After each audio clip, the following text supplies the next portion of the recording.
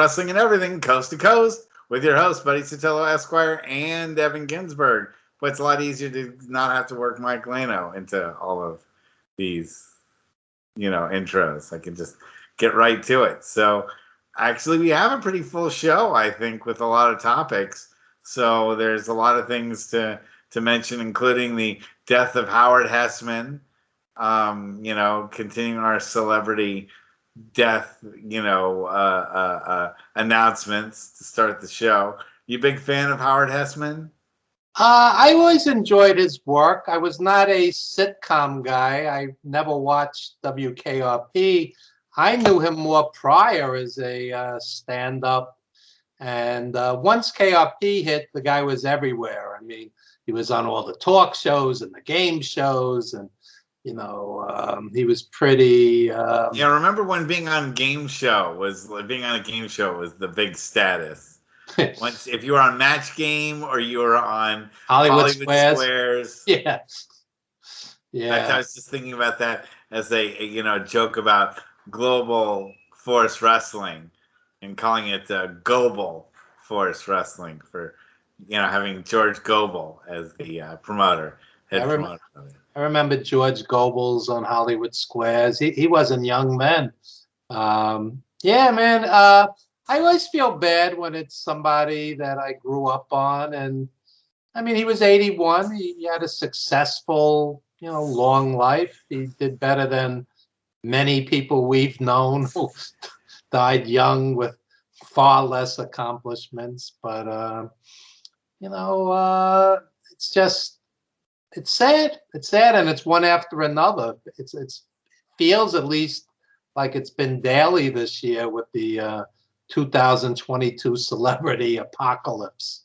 It is true. We haven't got. I mean, it really, to be honest with you, since 2016, it seems like there's just been this huge, steady stream of news one day or another. Someone, and maybe it's because when you talk about 40s and 50s celebrities, TV wasn't as big and not so omnipresent. So media wasn't everywhere, and people didn't know these people as well as they do now. When you talk about the amount of people that started watching a guy like Howard Hessman, that's much bigger than say Buddy Hackett, from years ago. Just because of the number of people that saw WKRP in Cincinnati and head of the class.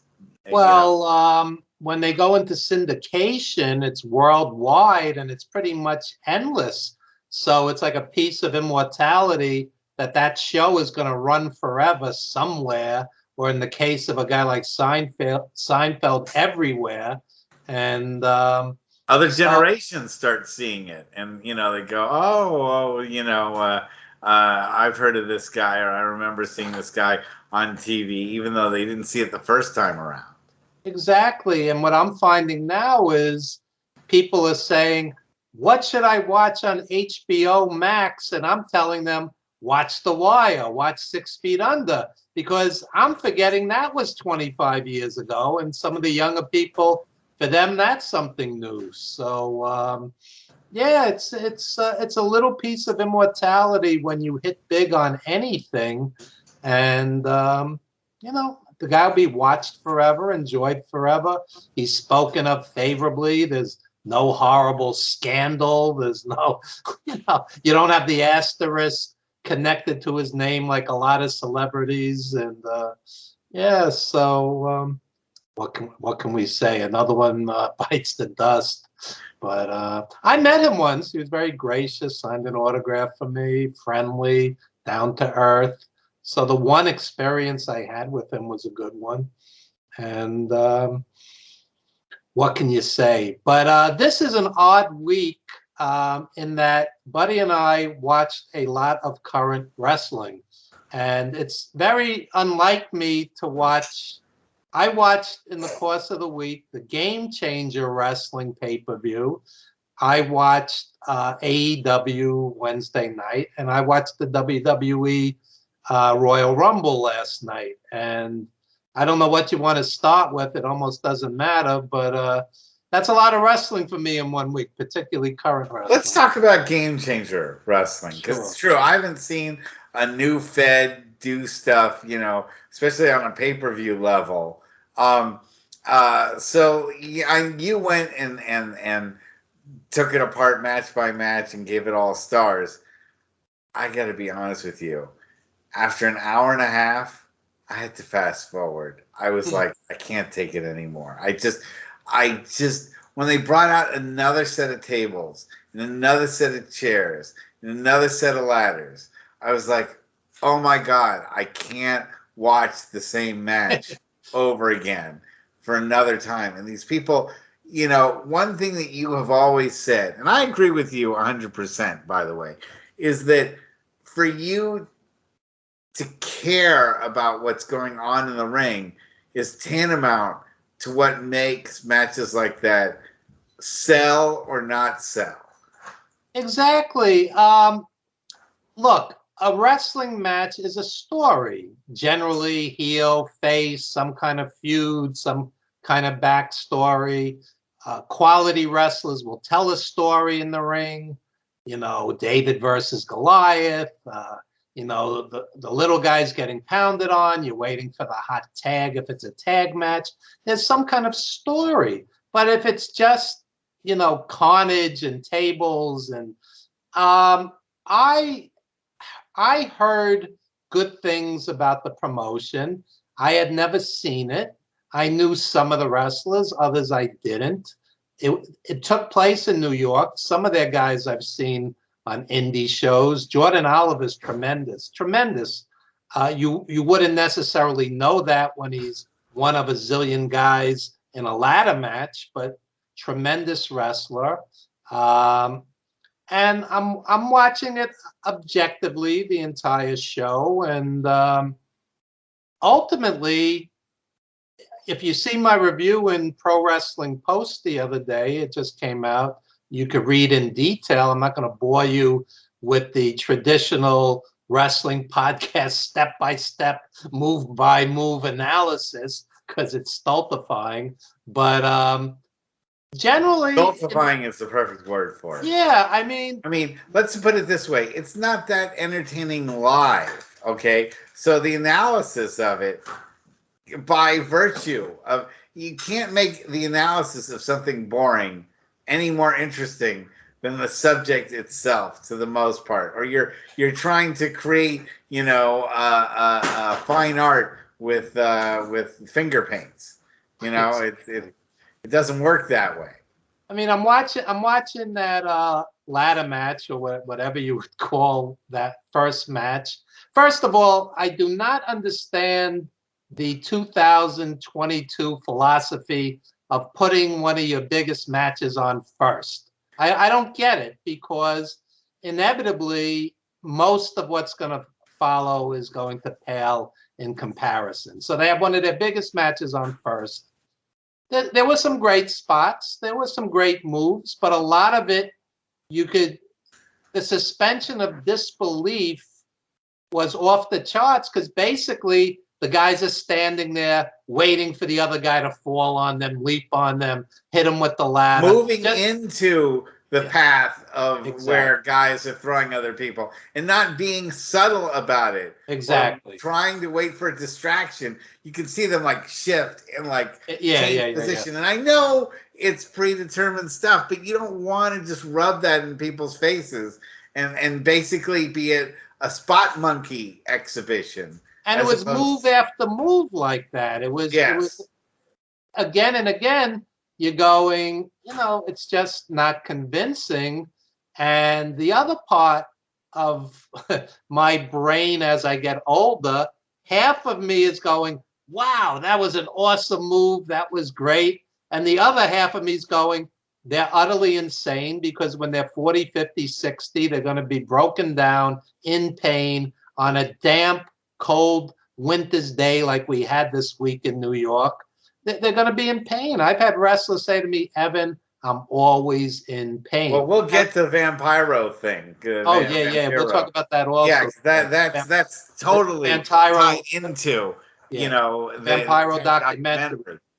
But getting back to yeah, it just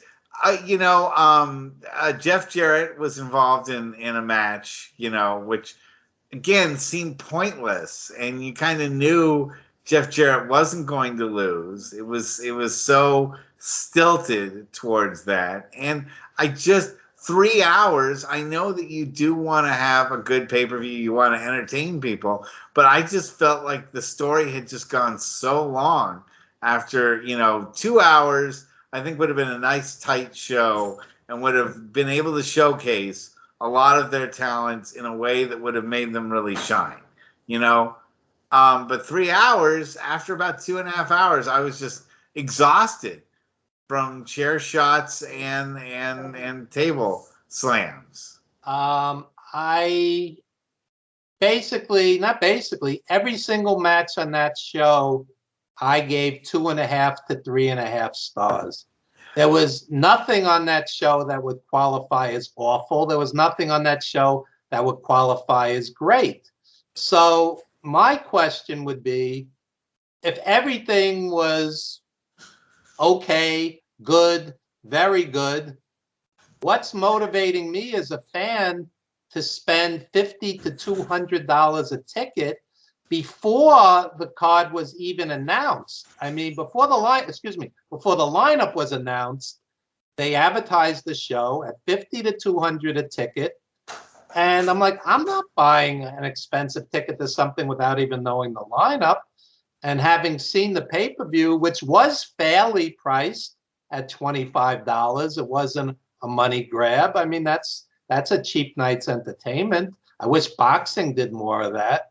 There's a lot of boxing pay-per-views I'd like to see, but I'm not spending $75 to see it. So no, especially the last few matches have been. Yeah. So anyway, throughout the show, there were matches that I enjoyed, and again, I go into real detail in Pro Wrestling Post, the piece I wrote. But that last match with the Briscoes against Nick Gage and Matt Tremont, I could honestly say I must have seen the Briscoes in that same building for ROH dozens of times over a 10-year period. That was the worst Briscoes match I ever saw. Basically, they hit each other with stuff. They went through stuff. It abruptly ended 5, 6, 7 minutes, whatever it was, 8 minutes. Forgettable. What's that? Totally forgettable. Yeah, I mean, especially when you have the Royal Rumble, which we'll get to next, right after that. I mean, for any kind of like sponge of wrestling that you have to absorb what you just saw a couple of days before, then you're watching the WWE pour another, torrent of almost the same. Yeah, the WWE pay-per-view was really no better with one of the biggest budgets. But anyway, we'll get to that later. The match I did enjoy was the Lucha match. They had 6 guys, and they had some great moves. And it was pointless, but it was fun to watch. Yeah, with Lucha, you're more used to that suspension of disbelief. The 3 guys are waiting outside for the other 3 guys to leap on them or whatnot. You're just more comfortable with that. And they had no idea who was fighting whom or for what, or what team was on against what other team. But that's the way I usually am with Lucha stuff. I've always been lost, and I've asked my Latino friends to point out stuff, and then go, you don't get it. If you have to ask who's winning and who's on whose team, you just don't get Lucha. I mean, Lucha's all about the spots, and it flowed. It just flowed better than the ladder match, and I enjoyed the Lucha match. The ladder match, good spots in it. Yeah, the ladder match. At one point, I was just like, "Can we wrap this up?" And they did. And again, I'm a big fan of Jordan Oliver. I'm a big fan of PCO. The other guys I didn't particularly know. Homicide's match was good. I didn't mind that. Homicide's match with Moxley was very good, but it wasn't great. And with Homicide, I've seen him time and time again where he's had great matches. So So he's one of the most consistent wrestlers of all time. They just put him in an Indie Hall of Fame, in fact. Homicide is one of my all-time favorites. I mean, as far as consistency, guys like him, Roderick Strong, Christopher Daniels. Christopher Daniels, always great. I mean, a lot of those ROH guys were always great, and Homicide was one of them.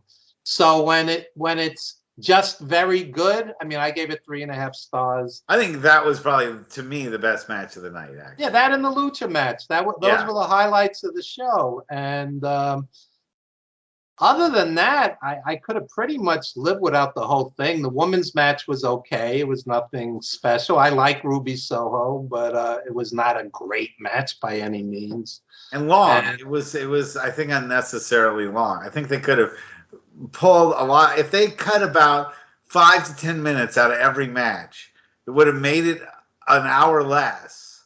And then the Briscoes could have had a real match instead of an appearance. Yes. Yeah, something along those lines.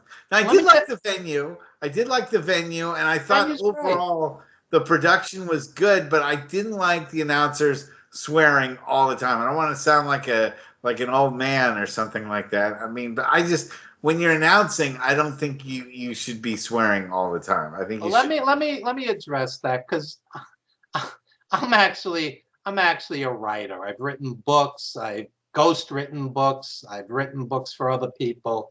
I was a writing major in college. I have no problem with cursing per se. I grew up with Richard Pryor. I grew up with George Carlin. I was a big fan of Lenny Bruce, but he came before me, obviously. I have no issue with cursing, but let me just say this as a writer, or even as a radio host. I've done radio now for over 30 years. I rarely curse. The rare times I do, and you're allowed to. This is a podcast. I've done internet radio, internet TV. You're allowed to curse. I was on a 50,000 watt station for 16 years where you couldn't, but I do it so infrequently that the rare times you do it, it's like a 10 megaton bomb. It's an impact. You got it. It has an impact. You go, oh my God, Evan's really pissed. I can't believe he said that. I never hear him talk like that. That show, I would guesstimate between the announcers, the ring announcer, the wrestlers, and the crowd. The crowd.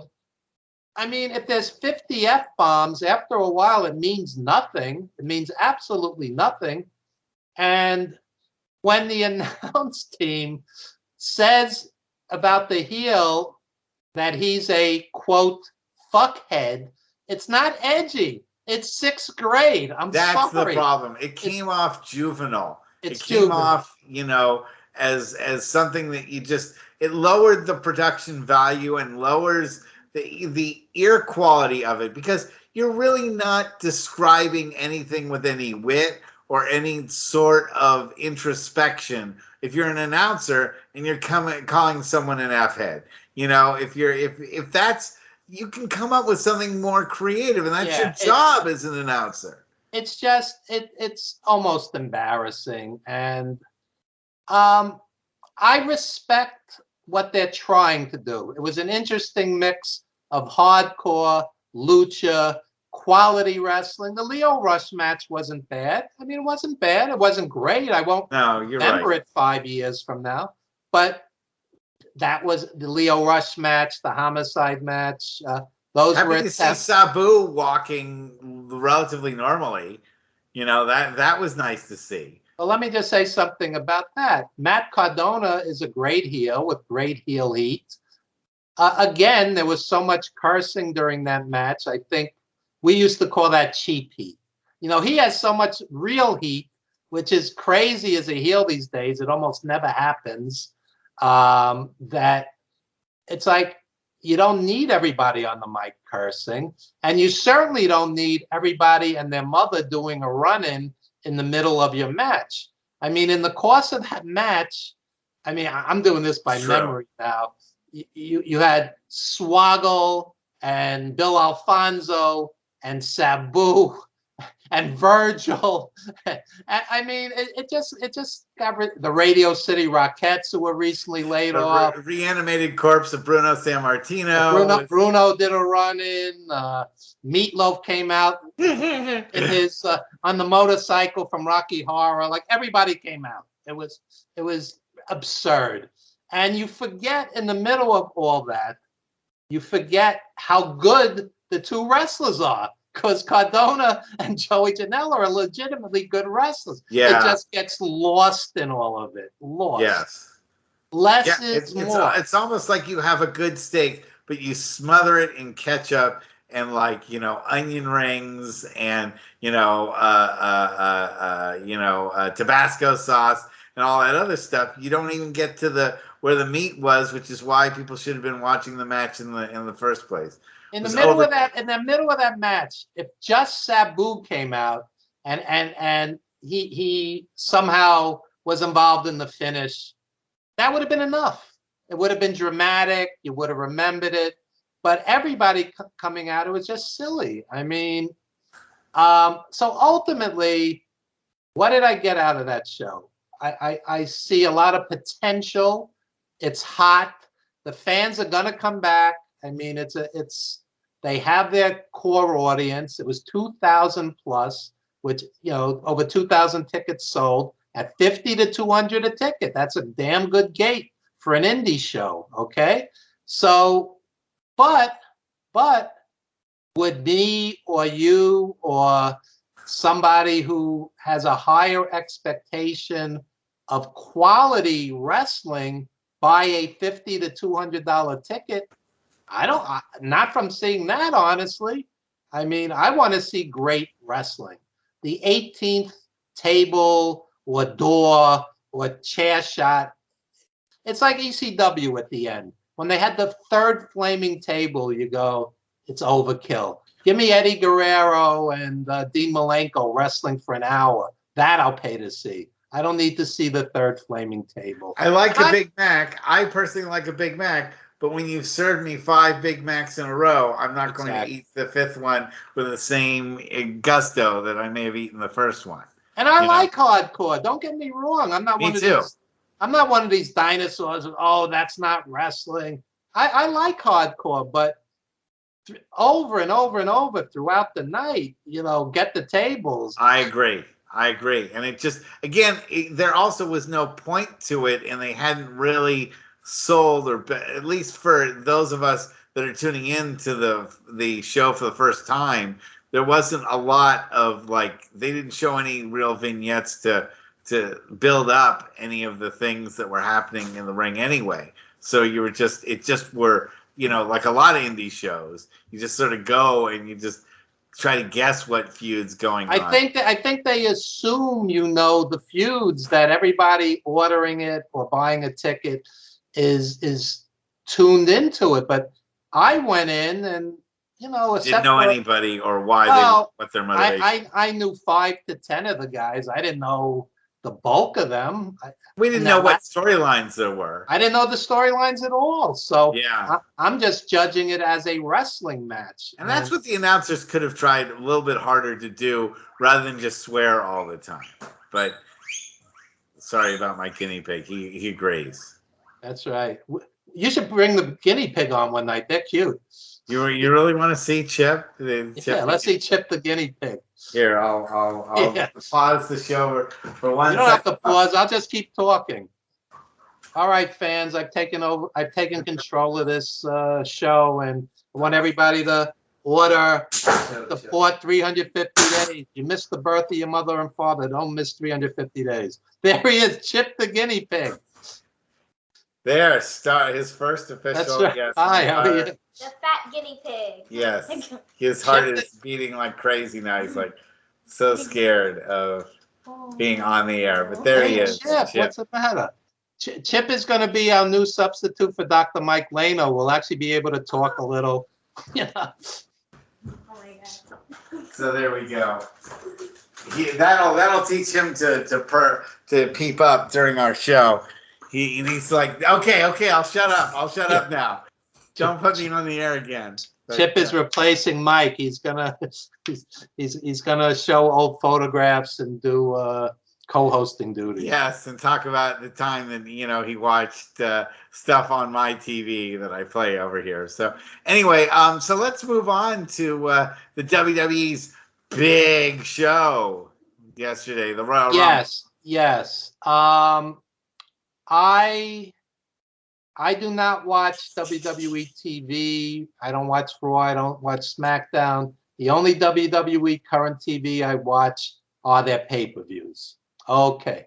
I go in with the expectation that 2 or 3 matches in the endless 3 or 4 hours are going to be quality matches. I was very disappointed yesterday. I mean, I wasn't shocked because I've seen. Yeah, disappointed, I think, is a different term because our expectations in the WWE are super low anyway. So, but even they didn't deliver.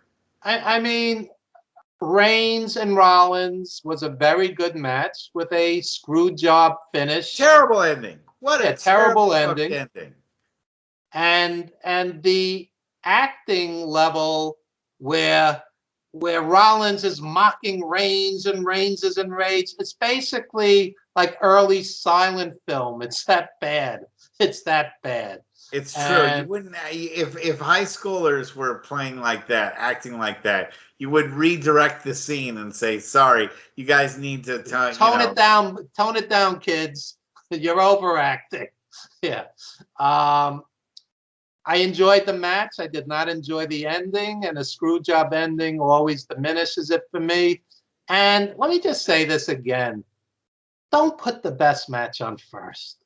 Although I didn't think they did this time. I did. I mean, how are you going to follow Reigns and Rollins with Dewdrop later? It makes no sense. You're just setting yourself up. That is true. That Dewdrop match should have definitely been an opener. A curtain jerker. Before I forget, think about the fact you had 70 or 75 wrestlers on that show. The two Royal Rumbles alone, you had 60 wrestlers. Okay, you have 70, 75 wrestlers. There's no spot on the card for Cesaro, Finn Balor, Shelton Benjamin. I mean, I would have guys like that putting on 4- and 5-star matches to elevate. I don't think Sheamus was on the card either. What's that? I don't think Sheamus was on the card. Sheamus was in the men's battle royale. You fell asleep by then. That was that was such a blur. First of all, I personally think 2 battle royals in a night is a big problem. I think it's really a big problem, especially the way they run the Royal Rumble is a really big problem. Well, the biggest problem is 25 out of 30 of them in both matches. You just go, he doesn't have a chance in hell of winning this. She doesn't have a chance in hell of winning this because what they're booking. It's so predictable. You go, here's Ricochet. He's not winning this thing. Here's Robert Roode coming out to dead silence because they've killed him dead. He's not winning this thing. Here's Dolph Ziggler. They've killed him dead. So you just have one guy after another, and the thing's an hour. I would just have the 5 or 6 top contenders in a main event, in a pay-per-view. I mean, to watch that for an hour each, and neither one, the women's was actually better than the men's, sadly, But I still fast-forwarded it. I still fast-forwarded the women's one. It wasn't. A lot of the actual performances in the ring were not really that great. When you have the women's battle royal going first, a lot of those same things are going to be done by the men as well. You're going to see a lot. I mean, there's only so many real stories you can tell in a battle royal. And so when you do that, you see a lot of repeat stuff then by the men as well. And then you have the singles matches thrown in between too. So it makes for just a real endurance contest. And we just got through the other pay-per-view that was 3 hours. So I'm watching the women's match, and basically you just go until Rousey came out, and then you just go, she's going to win. Yes, that had no suspense to it. Yeah, And you just go, it's got to be Flair, Belair, Banks, or Rousey. I mean, because everybody else is just on a much lower level. but like Molly Holly came in and was gone in like a minute and a half or less. You know, they literally had her as part of the battle royal to just say her name, and her ring entrance took as long as she was actually in the ring itself. I mean, it was nice to see Lita in there. In fact, I was really shocked after. You never thought she was going to win. No. And, you're pretty sure that, again, like in the men's battle royal, did anyone think it was a huge shocker that Brock Lesnar was going to, clear everybody out and be the monster? And what does that say for the 6 or 7 guys he clears out? That WWE feels he's more important than the other 6 or 7 guys combined. Let me tell you something. I go back and forth with these geniuses on social media, and they get very defensive if you don't like it, why do you watch it? And I'm like, most WWE pay-per-views have 2 or 3 excellent or very good matches. That's why I watch the pay-per-views. Last night, that was not the case. Yeah, I was going to say, were there any? No. I mean, I really felt unmotivated by the Lashley Lesnar match. That was very disappointing, very abrupt ending. You don't see Lesnar a lot. He could stay out longer. What's the rush? Screw job ending. That was a nothing match. And that men's battle royale, at one point in the ring, with the exception of Riddle, every single guy there had been there like 7, 8, 9, 10, 15 years. It was just like a ring full of stale guys. They let go of over 100 people, and you have a ring full of these stale guys. So how is it that these guys are protected? They sell the most T-shirts and gimmicks? I mean, you're just sitting there going... They're just Vince's favorites. They're the ones that Vince likes. I mean, why was Miz given another, spotlight, match? Yeah, I also get into it with the Miz fans. I go, I've never seen somebody go this far, be this successful and be this mediocre. I said, every match the guy has is 2.5 to 3.5 stars. I mean, so other guys will go, well, what about this match? It was 4 stars. What about that match? I go, you can't tell me that in 1 month, the great NWA champions, Flair, Race, the Funks, Briscoe, didn't have more great matches as NWA champ in 1 month than this guy's had in 15 years. You can't tell me otherwise. Don't even try. They do try. Lord, they try. You don't understand. He's a great talker. Yeah, I understand he's a great talker. Okay, that doesn't make you a great wrestler. You don't understand. He has charisma. Yeah, he has charisma. That doesn't make him a great wrestler. Lou Albano had great charisma. He wasn't a great wrestler. I mean... I think he was better than The Miz. Lou Albano's matches were always the same. He'd come out, he'd pull out the foreign object, clock the guy. Within a few minutes, the guy would grab the foreign object. Then the guy would hit Lou with it. He'd pull out a razor. You would see the razor in his hand, and he'd start chopping himself like insanely. He'd be covered in blood, and then he'd go, and he'd run out of the ring. It was the same match every time. Trust me, the guy was not Dory Funk. No. But he had charisma off the charts, But, oh, man, The Miz, it's just... And he keeps getting spotlighted, and guys like Cesaro are off the card. But what's happened today is people will throw at me, you don't understand. You don't know how many hits and clicks and views and T-shirts and NFTs.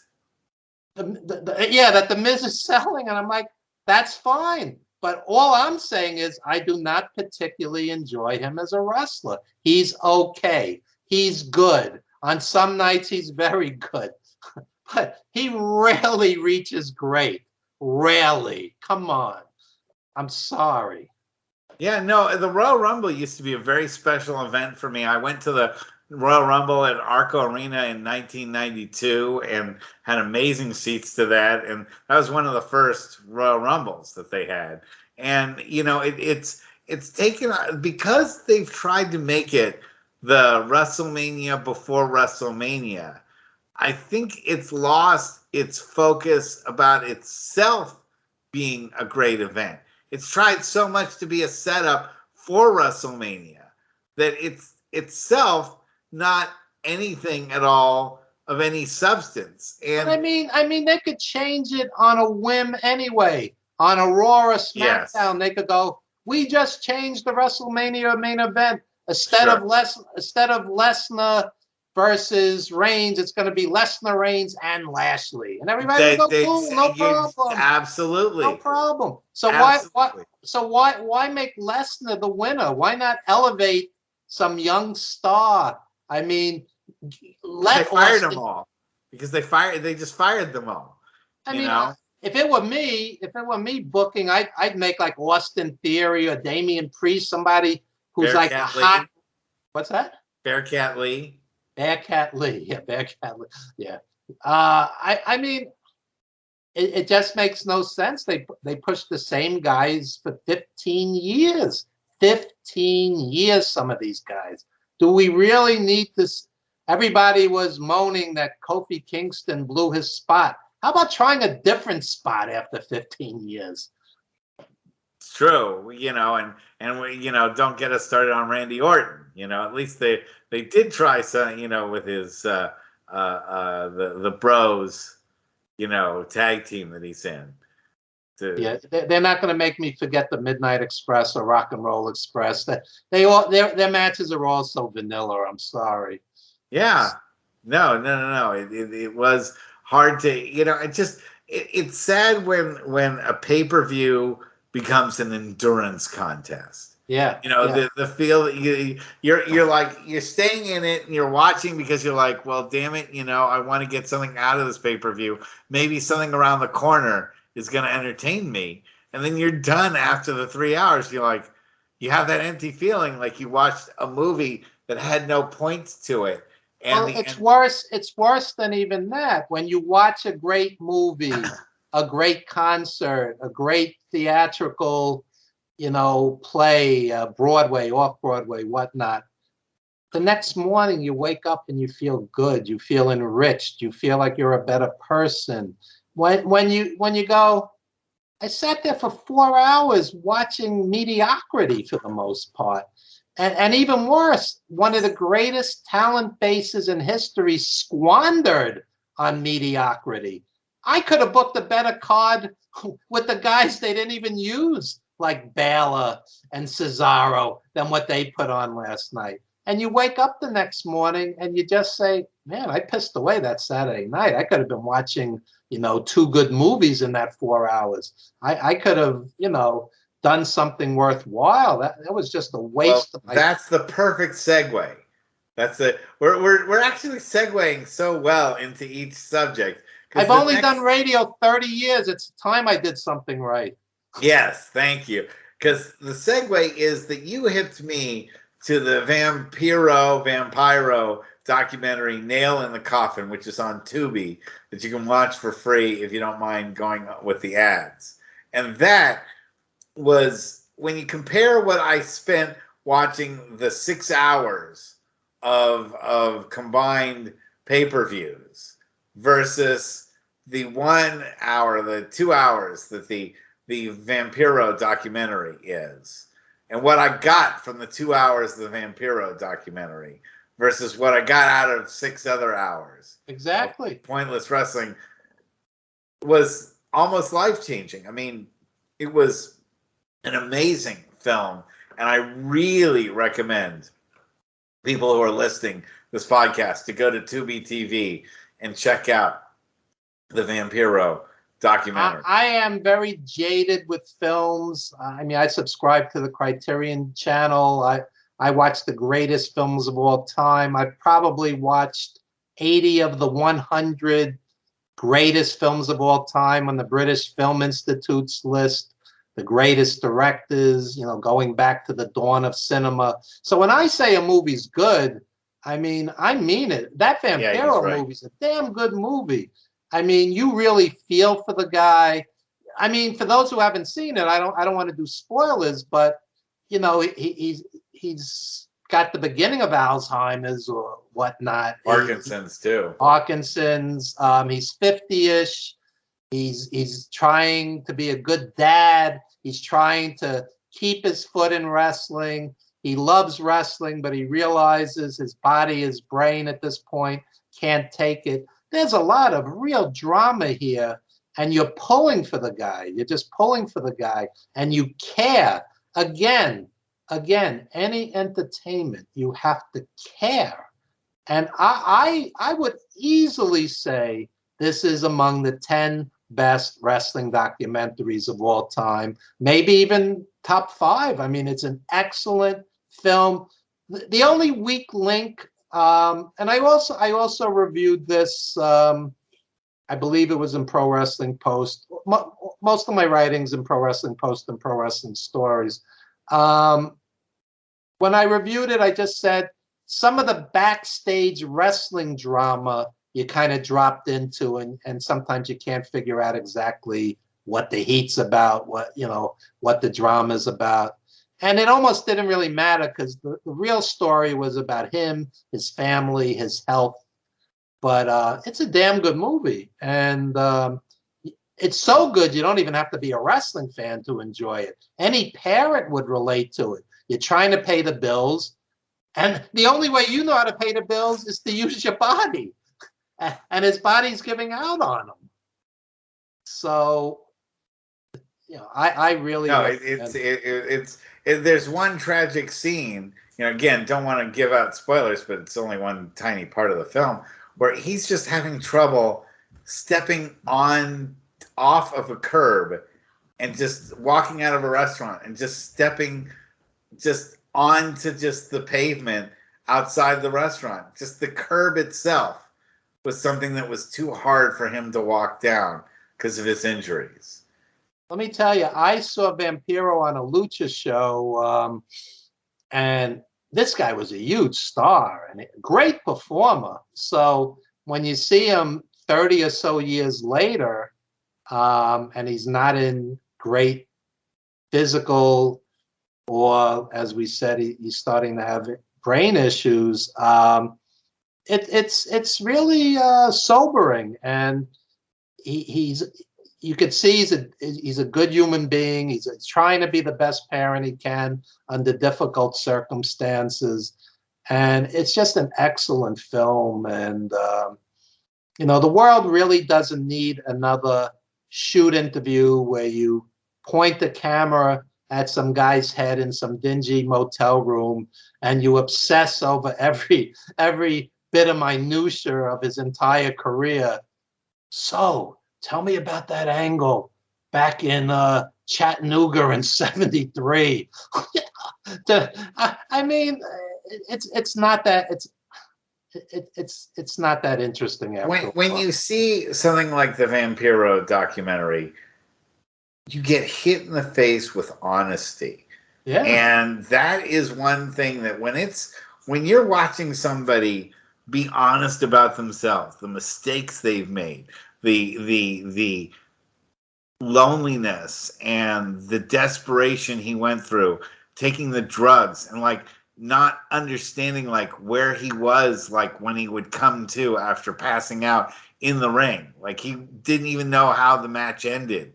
He would just wake up in the locker room. Yeah, the movie's rough. It's rough. It's you're going through a lot watching it, which shows again that you care. I mean, let's do this real briefly. Off the top of my head, great wrestling documentaries.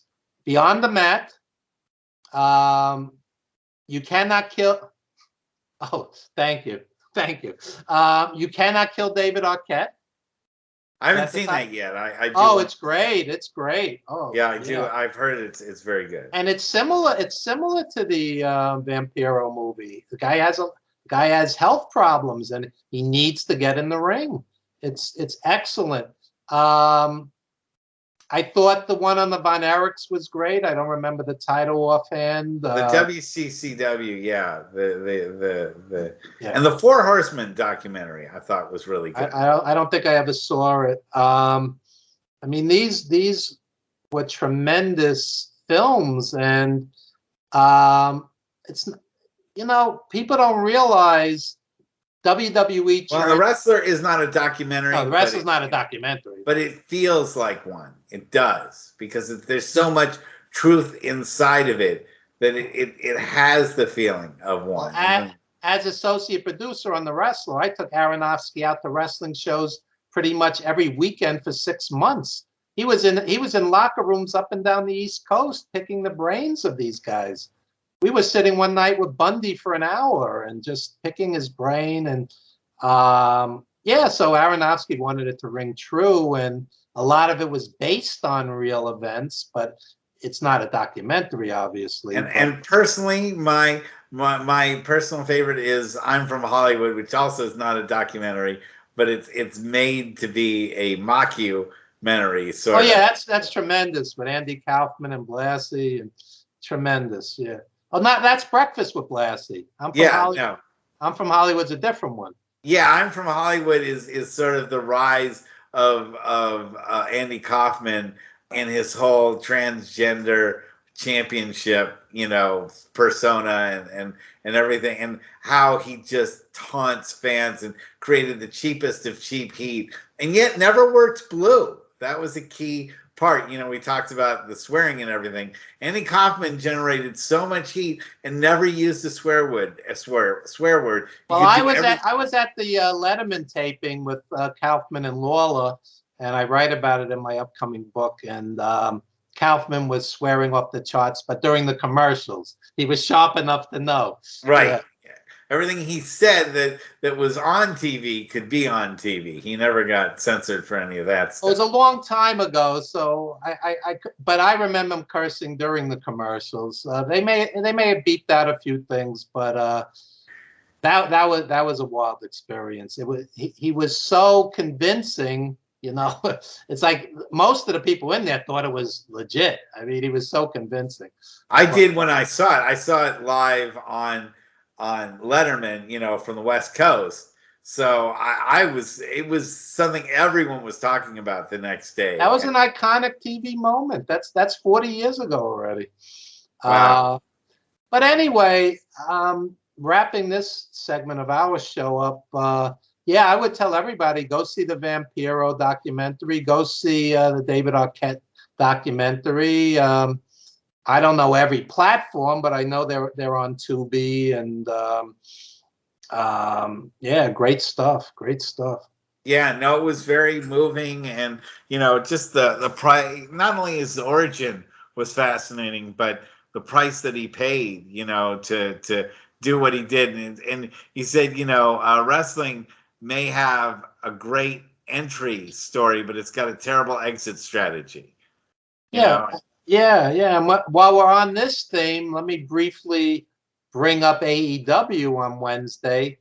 That ladder match was tremendous, but you know, you're doing these insane moves off a 15-foot ladder, and you know, you're young and the adrenaline is flowing, and for a Sammy Guevara, he's, you know, turning himself into a superstar, megastar, whatever.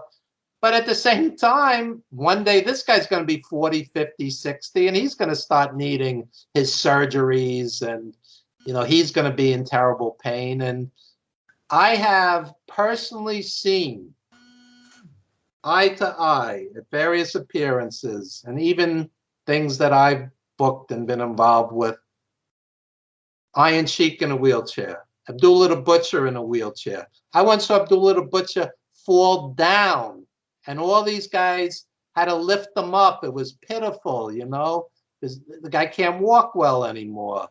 You know, Harley Race in a wheelchair. It's like these guys don't get it. They're doing insane spots off. And those guys weren't even doing the kind of crazy, you know, super hardcore matches. You know, the hardcore back then was bleeding from the forehead. It wasn't going through a mat full of tax and.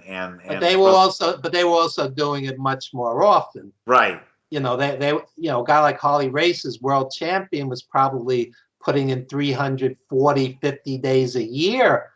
But when we did our film, Greg Valentine told me he put in about 320 at his peak, 320 days a year. Bret Hart said 330 days a year. So Harley Race's world champion probably did more than that.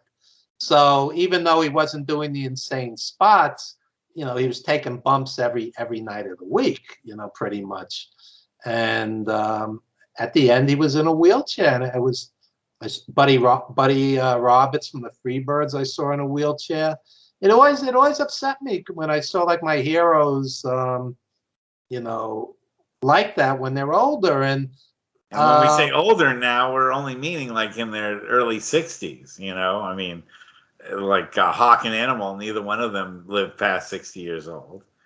I was at a convention and Hawk came over to our table and just started chatting, and it was totally down to earth. I was sitting with Valentine, and Hawk came over, and he was just totally friendly, gracious, down to earth. And within a year after that, he was gone. So, you're sitting with these guys. Somebody said to me, Gary Hart did a convention, and like the next day he was dead, or within a week or whatever. It's kind of all a blur after a while. But sometimes you're sitting with these guys and talking with them, and you don't realize their clock is really ticking. These guys abused themselves for many years. And let me say something else, since we're on this subject. We're older than a lot of the viewers, and they may not realize that when I was a kid, it was not uncommon for somebody to have, a three martini lunch, smoke 3 packs of cigarettes, go home, eat their steak, eat their white bread, down their soda. There wasn't a gym on every corner. It was a different world back then. And if you compound that and bring it over to the wrestling world, people weren't that aware that steroids could hurt you, that cocaine could hurt you. Like the science. And a lot of them didn't care. I mean, that during that era, didn't know. I'm telling you, back when people I was knew that cocaine would hurt you. But a lot of people, you look when you're in your 20s and your 30s. In the 70s, people thought of it like marijuana. Later, when people started to overdose and celebrities started to die, they started to put 2 and 2 together, and it became more.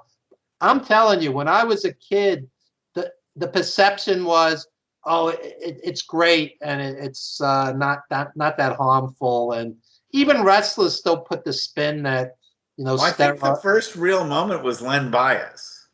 When Len Bias died on the court. But that was later. That was the 80s. Yeah, and that was when people really, that was something in front of everybody's face that they couldn't. I'm saying in the 70s, it wasn't that common knowledge. And even cigarettes, the spin was, use a filter. Or, Well, it's funny that you say that. I watched Aliens last night with my daughter, okay?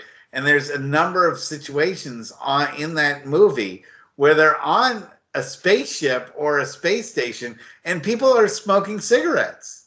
Yeah. You're like, you can't even do that in an airport now, let alone, supposedly 200 years from now, people would be on a space station. There's one part where she is able to alert the smoke alarms by using her personal lighter to light up, I was like, wow, okay, that's a change in the way. Well, let me just add this then. Back in the 50s, 60s, 70s, a lot of these guys wrestled in smoke-filled arenas. That was not healthy. I used to go to concerts in the 70s and 80s, and people would just be smoking weed and smoking cigarettes. And at some point, the band came in, and you couldn't. But these guys, and also they're on the road. They're traveling for hours. They go into these truck stop dive places to eat. Or just fast food. They're broke and they can't afford. Look, I've seen a number of times where guys had to choose between eating and gas to get back home. And so if they could borrow $1 and go to Taco Bell and get themselves, a bean burrito for 99 cents, they're like, hey, at least I'm eating something after the show. It's, Yeah, wrestling isn't great for longevity. I think this generation, top young WWE stars, I think they'll live longer. They're not wrestling 300 days a year, 250 days a year. They're not, there's drug testing. And hopefully they're not doing the steroids. Yeah, I mean, we don't really know because the wellness policy is really so selective, and Vince chooses to use the wellness policy when he doesn't like how a wrestler's performing in the ring. Allegedly. Yes, because do you think Brock Lesnar is like the cleanest guy in the entire world? I mean, I'm not a doctor, but all I'm saying is a lot of these guys today are more like, let's play video games, let's go to the gym. They're not that heavy drinking, heavy partying. It is a little different. I mean, maybe not necessarily as much on the indies, but it's WWE's corporate. It's a different world. Yeah, you can't get away with that stuff. They're not just hiring bikers and ex-bouncers and guys with really checkered pasts anymore. That you gotta, but it's like trying to get a corporate job when you want to become a wrestler with the WWE. They're not. I think it's actually gone too far in that every guy needs a 6-pack of abs and has to look like an Adonis. I think that's a little ridiculous. That does not necessarily make you a good wrestler, and so the product shows it a lot of times. Yeah. Well, this is another quick show that we've done. I don't want to keep you up too late because we got started a little late, but do you have anything you want to plug or anything you want to? Your book's going to be coming out real soon, isn't it? Yeah, wrestling rings, blackboards, and movie sets. 100 stories about my life in wrestling, in film, in the classroom. I've been a teacher as well, and the dear friends that we've lost along the way. Nicole Bass, Melissa Coates, Killer Kowalski, Johnny Valiant, Nikolai Volkov, Bundy. There's stories about a lot of the legends that I've known in different capacities. Some have slept on my couch. Just it's not a wrestling book per se. I would say 40% of it is, but there's 6 or 7 or 8 stories about the making of the wrestler movie itself that I think people will find interesting. It's not out yet. It's still in production. My production guy is 72 years old and a perfectionist, and he's checking every comma, every quotation mark, and it's taken a while, but that's okay. How long was the Sistine Chapel? Yeah. Yes, exactly. Yeah. 15 years or something? I forget. But the key thing is that it's an honest book, like this show and like everything else that you've produced in your life. It's one thing, Evan, that'll be said about you when you're long and gone, is that you produced honest, forthright wrestling stuff. You didn't treat your audience like they were idiots, and you portrayed everything as honestly as you could to the people that wanted to listen. And I've always respected the hell out of it. Some of you probably haven't seen, about 20 years ago, we did a film called Wrestling Then and Now with Kowalski, Dr. Death Don Arnold, Homicide's in it, Lowlife Louis Ramos, Nikolai, Nikita Brezhnikov. That's floating around out there also on Amazon. Wrestling Then and Now. We advertise it on the show, the trailer on every show that we have here. So, Oh. people should definitely check that out if they want to, Uh-huh. get tired of the pap that the WWE. I mean, is it was done throwing on away. pennies. I mean, it's not the wrestler, but we're proud of it. It's from the heart. And most of those Tiger Khan, most of those guys are gone. Most of the guys in that movie are gone 20 years later. So we were talking before about wrestling isn't for longevity. Promoter Bobby Lombardi's in that movie. He's gone too. I would say the majority of people in that movie from 20 years ago. So to me, it's like a little, piece of my life. And you might not say it's not on par with a Vampiro or David Arquette film, but it's from the heart. I think people will enjoy it. All right. Well, that's all the time that we have for this week's show. And next week we should have Mike on the show. So we'll be. I think we should replace him with the chipmunk. I think. Yeah, with Chip. Yes, the guinea pig. Guinea pig rather. Yeah, Chip the guinea pig. He will enjoy being on the show. Maybe future co-hosted by Chip. I think like April Fools we should do that. Like just have Chip like staring into the camera. Chip like and the other everyone's pets.